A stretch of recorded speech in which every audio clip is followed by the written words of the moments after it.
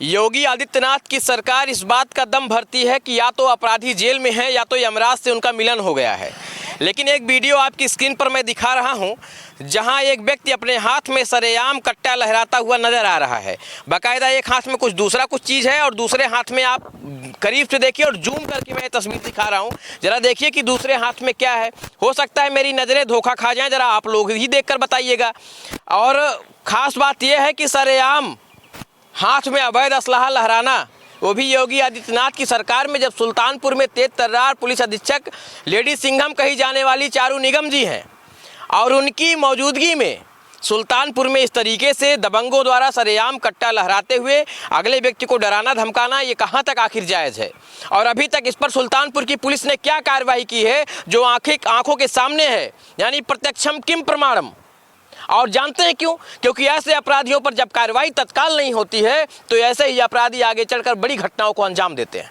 सवाल ये है कि आखिर ये कट्टा क्यों लहराया गया, आखिर ये कट्टा कहां से आया, आखिर ये कट्टा कौन लहरा रहा था, आखिर ये कट्टा क्यों लहरा रहा था, और कट्टा लहराया तो फिर इस पर क्या कार्रवाई की गई, पुलिस का अभी तक क्या रुख रहा है, पुलिस अधीक्षक महोदय ने अभी तक क्या किया है। ऐसे तमाम सवाल हैं और जिन सवालों के जवाब हर कोई ढूंढ रहा है। ये बताइए, ये वीडियो जो स्क्रीन पर चल रहा है, ये वीडियो आपने मुझे उपलब्ध कराया? जी, मैंने अपने फ़ोन से। क्या नाम है आपका? शिवशंकर यादव। और ये जो आदमी स्क्रीन पर दिख रहा है, ये जो कट्टा लहराता हुआ जा रहा है, ये कट्टा ही था? आपने एकदम बढ़िया सेवर देखा। जब हमको मारने दौड़े छत से, मैं फिर कूद के घर में घुस गया। हाँ। घर बंद कर लिया। 20-25 लोग इकट्ठे आए, हम सबको देख भी नहीं पाए। हाँ। वीडियो के माध्यम से जितना वैसे भी देख रहे हैं। हाँ। ये लोग तो है ही हैं, जैसे एक दो को हम चिन्ह पाए। हाँ। उनको हम बता रहे हैं, जैसे विनोद यादव, सुध जानकी सुध गया प्रसाद यादव, हाँ। अरविंद यादव, सुध भगवती यादव, बम बहादुर यादव, सुध राम तेज यादव। हाँ। ये जो आदमी कट्टा लहरा रहा है, जिसके हाथ में, दाहिने हाथ में कट्टा दिख रहा है, इसका क्या नाम है? इसका विनीत यादव। इसके पिता का क्या नाम है? विनोद यादव। ये क्यों कट्टा लहराने आया था और वो किस जगह था? वो आपका घर है क्या? वो हमारा घर है। इनका घर वहाँ से करीब 400 मीटर दूर है। इनका घर वहाँ से 400 मीटर दूर है और ये आपका घर है। हाँ। तो आपके घर पर ये कट्टा लहराने क्यों आया था? ये जबरदस्ती हमारा वो सब कब्जा करने के चक्कर में, कि ये कह बोलते हैं कि हमारा पट्टा है, जबकि प्रशासन कई बार ये मना किया है और बोला है आके भी। नायब तहसीलदार, SDM और पुलिस अधीक्षक SO साहब प्रवीण यादव लिखित में SDM साहब को लिखित भी दिए कि इस पे कभी भी जान माल खतरा हो सकता है, इस पे तत्काल कार्रवाई की जाए। ऐसा हमारे पास रिपोर्ट भी है। वो SDM साहब कोर्ट में है, फिर भी आज तक कोई कार्रवाई नहीं हुई। और अब ये लोग सब एक मिलके और आप लोग का जमीनी विवाद है? जी, जमीनी। किस तरह की जमीन है? वो आबादी है, गाटा संख्या 629 है। अच्छा, वो आबादी है जी। तो कभी आप आबाद थे वहाँ? जी, हमारे पुश्तैनी वहीं पे हम लोग रहते थे। अच्छा, तो ये जो लोग आए हैं कट्टा लहरा रहे हैं, ये लोग कभी आबाद थे कि नहीं वहाँ पे? ये इन लोगों का कुछ नहीं था, वो सब पूरा हम लोगों का था। तो क्या कहने के लिए आते हैं, कि मतलब क्या कहते हैं? ये लोग ये कहते हैं कि ये हमारे पट्टे की ज़मीन है।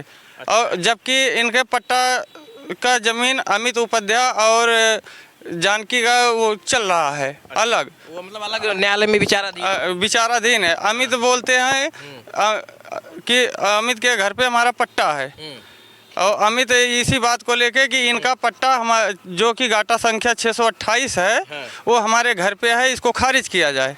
इस कुल मिला के जमीनी विवाद था। हाँ। और जमीनी विवाद के चलते ये लोग वहाँ कब्जा करने के लिए आ रहे हैं। तो जहाँ पे इनकी ज़मीन है वहाँ पे कब्जा नहीं कर पा रहे हैं, जबकि वो लोग खुलेआम कह रहे हैं कि हमारे घर पे तुम्हारा पट्टा है, तुम्हारी हिम्मत होता है कि कब्जा करो।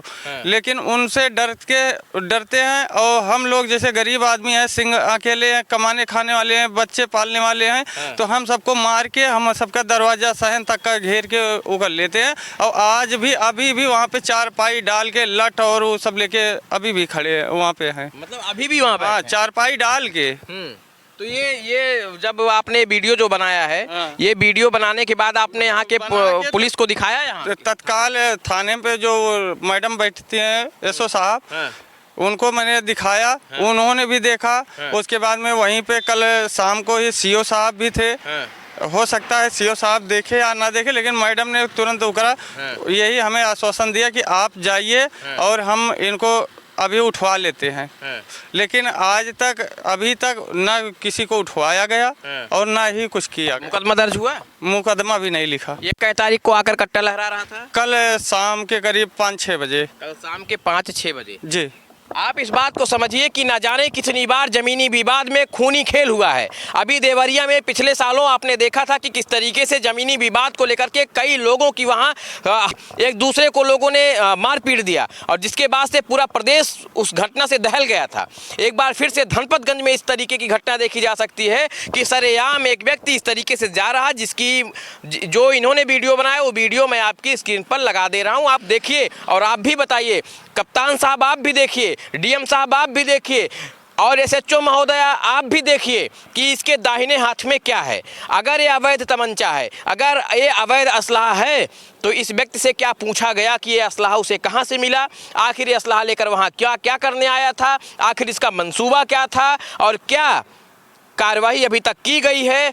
तो क्या ये पुलिस वालों ने अभी तक कुछ कहा है आपसे? कुछ भी नहीं बोला, यही बोले कि आप लोग जाइए घर और हम इनको उठवा लेंगे। उसके बाद में कभी भी नहीं आए और 112 डायल करो, आती है तो वो बोलते हैं कि हम कुछ नहीं जानते हैं, जाओ थाने, जो भी होगा देख लेना वही थाने पे। बिल्कुल, हर बार पुलिस पहुंचती होगी और ये बताती होगी कि ये ज़मीनी विवाद है, इसका निपटारा आप न्यायालय में करिए। लेकिन साहब ये जो हथुआ में कट्टवा लेकर घूम रहा है, इसका निपटारा कौन करेगा? इसका निपटारा तो आपको करना पड़ेगा ना। अगर ये इस कट्टे से फायर करता या ये सामने पड़ जाते और बड़ी झड़प होती तो ज़मीनी विवाद तो बाद का विषय है। क्या किसी की हत्या नहीं हो सकती थी? क्या वो कट्टवा पहचानता है? जो हाथ में कट्टा लिया है, देसी तमंचा जो लिया है, क्या वो पहचानता? शायद नहीं पहचानता। तो इस वजह से इस पर लगाम लगाने की ज़रूरत है। और दुर्भाग्य का विषय है कि प्रत्यक्षम किम प्रमाणम, जो चीज़ें आंखों के सामने दिख रही हों और उस पर भी कार्रवाई करने के लिए इतना समय, आखिर कितना, कब तक? क्या किसी बड़ी घटना का इंतजार कर रहे हैं? ये बड़ा सवाल है। अब क्या मांग करते हैं आप प्रशासन से और पुलिस अधीक्षक महोदया से, क्या मांग करते हैं? हम यही मांग करते हैं ऐसे सब लोगों को गिरफ्तार करें और हमें न्याय दें और हमारा घर सुरक्षित करें, कब्जा हमारा जैसे था हमारा घर छोड़वा दें।